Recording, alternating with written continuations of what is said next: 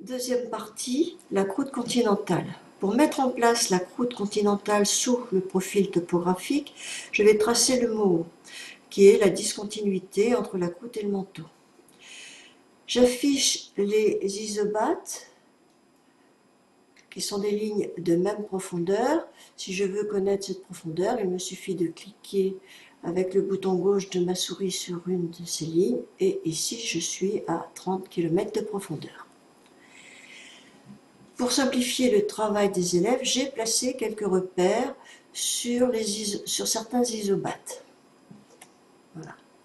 Et je vais fermer le cadre de gauche de façon à avoir plus d'espace et que la visibilité soit meilleure sur la carte. Donc, deux possibilités. Soit les élèves ont imprimé puis collé sur une feuille de papier millimétré leur propre profil topographique, soit vous pouvez leur distribuer directement une feuille polycopiée à compléter. Lorsque je me déplace le long du profil topographique, vous voyez une grosse flèche rouge qui se déplace en même temps le long du profil sur la carte. Cette flèche indique d'une part la distance par rapport à l'origine du profil, d'autre part l'altitude en mètres et parfois également la pente en pourcents. Je vais donc relever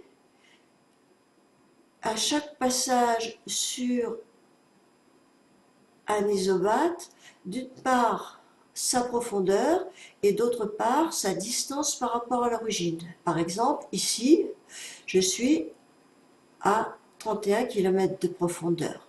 Je me déplace et ici, je suis à 30 km de profondeur et à une distance de 72,2 km de l'origine de mon profil. Je vais ainsi parcourir l'ensemble de mon profil, relever tous les points de façon à tracer une courbe.